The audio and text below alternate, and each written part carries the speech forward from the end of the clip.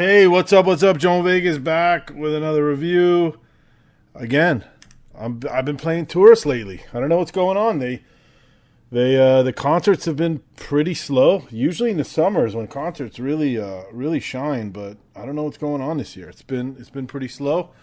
I don't know if everybody's just been touring so much since COVID that they needed a little break, but everything's been slowing down, so I've been doing a little bit of the touristy thing. I've gone to a lot of the things that I've either haven't been to in years or never checked out. I mean, Vegas is an amazing place.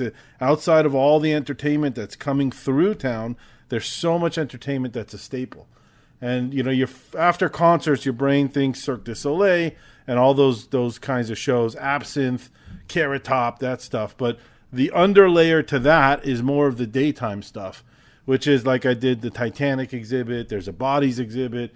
There's this, which is the Shark Reef at Mandalay Bay, which I've been to probably 3 or 4 times over the years. I really enjoy it. I've always been a sucker for these things.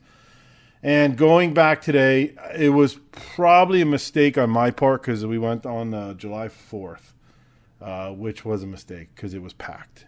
And there were a lot of kids. And I kind of...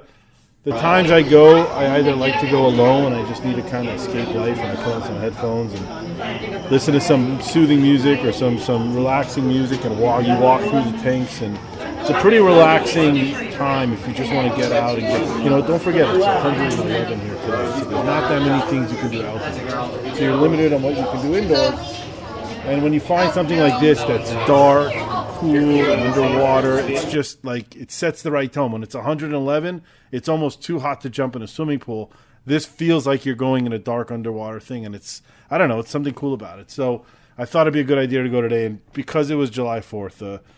So ticket prices, you have 2 options. You can buy tickets there, which I wouldn't recommend because there's a long line.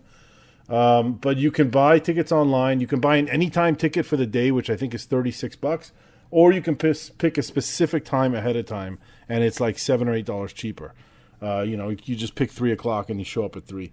I did that, and it took me about 10 minutes to get in. I realized I've been there a bunch of times. It's never had a line like that, so I realized, I probably should not have come.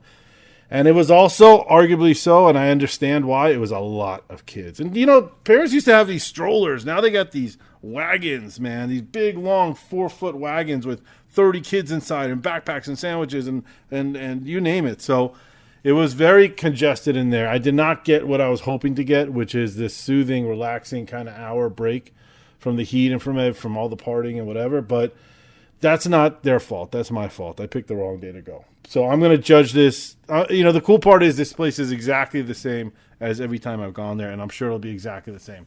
So it's always amazing that these things are right in the middle of the casino, because when you get in there and you'll see some of the pictures and videos, I mean, it's an incredible build. You forget that you walk right into like this jungle atmosphere, and there's sounds of birds and jungle and forest, and immediately it's humid, and you could tell it's done on purpose because in the first bunch of tanks it's more reptiles, it's snakes, they got a tank of piranhas, there's a kimono dragon, and you're zigzagging through it. And I took some pictures. There's this jungle theme, and you feel like you're in Jurassic Park, and out of the gate it's pretty impressive. Like I said, you forget really quickly that you are in the Mandalay Bay Hotel and Casino, that right outside the door is a fucking Sbarro's Pizza and a food court, literally right outside this. And now you're 30 seconds into a jungle with real piranhas and real kimono dragons.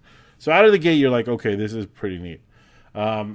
Once you get past the reptile area, it takes you to a room that has like a beautiful jellyfish tank, starfish tank, a couple interesting sharks that I'm guessing, I think they weren't tiger sharks, they were zebra sharks, I think.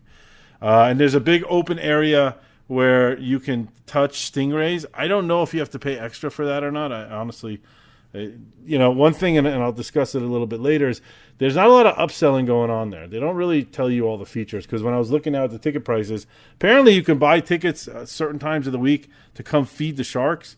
You can feed sea turtles, and there was a thing there to buy tickets to touch the starfish, the stingrays. But I've been there in the past, now that I'm thinking about it, and I was able to touch them for free. So there might be more of a private area that you can touch the stingrays. But either way, it's a pretty cool room. Just like I said, it was very crowded, but if there's not a lot of people there, It's really dark and it's really relaxing, and they have the nice neon lights, and you have that like aquarium smell and feel, which is great. Then from there, I don't know if I'm missing anything mentally. You enter this really like the main shark room, which is this huge room. There's glass floors, there's glass walls. They have like a burnt out pirate ship in there. I don't know why. I remember I could be wrong. For the last time I was there felt like there were more sharks. They did in the past. This one felt a little light on the sharks, so I don't know if they've lost some sharks, or there were sharks that are sick or in a different area, or maybe there's just the time of day and they were sleeping under rocks somewhere. I recall there being more sharks, but I could be wrong about that. But, you basically fight your way to the big glass windows, and then you are like on another planet. You are literally, they do a really good job of having these big, wide windows that when you're just staring in it, you block everything out and you just feel like you're underwater. So you just spend as much time as you want there. I mean, and then to the left of it, there's a long tube, which is the exit before you go. And there was another tube at the beginning also when you walked in. But you can go, and there's little places to sit, and you could just, again, for me today, the people ruined it. There was too many kids. It was too screaming, too crowded. But if you go on a lighter day, a normal day, that's not a holiday weekend, you can just sit your ass there. I put in some headphones, listen to a few songs. Just you really feel engulfed in the shark tank. They're going over you. They're going under you.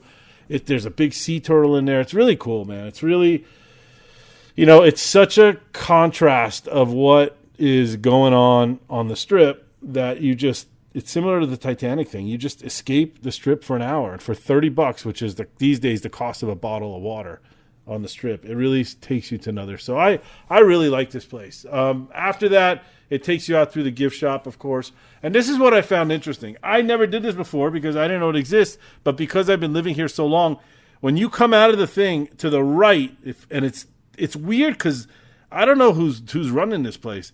They have ropes when you come out that just take you to the left and back to the casino. But if you go around the ropes and you make a right, and there's nothing, no signage, nobody telling you, there's a new virtual reality thing that they built that comes with your price of admission. But for some reason, they don't point to anybody there. You have to know to go there. I've walked past it 1,000 times, and I keep saying, how come I never been to this thing? Because they don't point you. They point you to the fucking gift shop, but they don't point you to this thing. So I made it a point to go down there. I thought it was an extra price. It was included in the ticket. And this was kind of neat, too. It's, it's one of these rooms. You go in, all the seats move. They give you virtual reality glasses. Again, because I keep saying it, but because I went today, it was kind of crowded.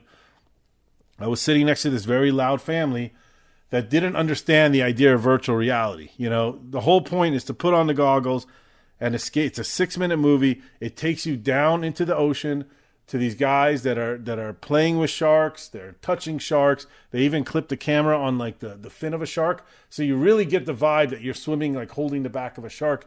And the whole time the seats are moving with the video. You can turn left, you can turn right. It's complete virtual reality. It's very cool.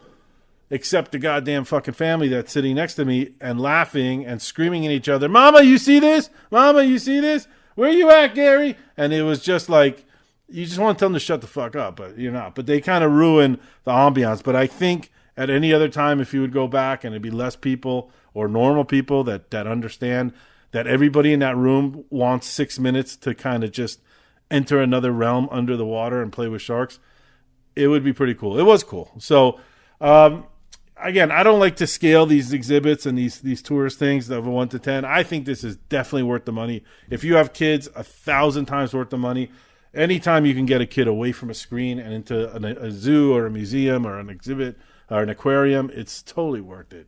This is a very cool place in the middle of the strip. $30 a person is not a bad price to do something like this on the strip. Takes about an hour, but you can spend as long as you want there. If there's not a lot of people and you want to just hang out in the shark tank for 30, 40 minutes alone, you can do that. You can hang out there for an hour if you want. There's, I don't know about you, but I don't get sick of watching sharks swimming above me and swimming below me. So, definitely check it out. I think it's worth the money. I think of all the standalones, the Titan, all these things. This is up there, and it's been here for a while, and I don't think it's going anywhere. Very cool stuff. Shark Reef at Mandalay. Leave some comments if you've seen it. I hope this helps somebody. If it doesn't, then I don't care. I'm doing it for you guys. Thanks for listening. Subscribe, and I'll see you at the next show. Bye bye.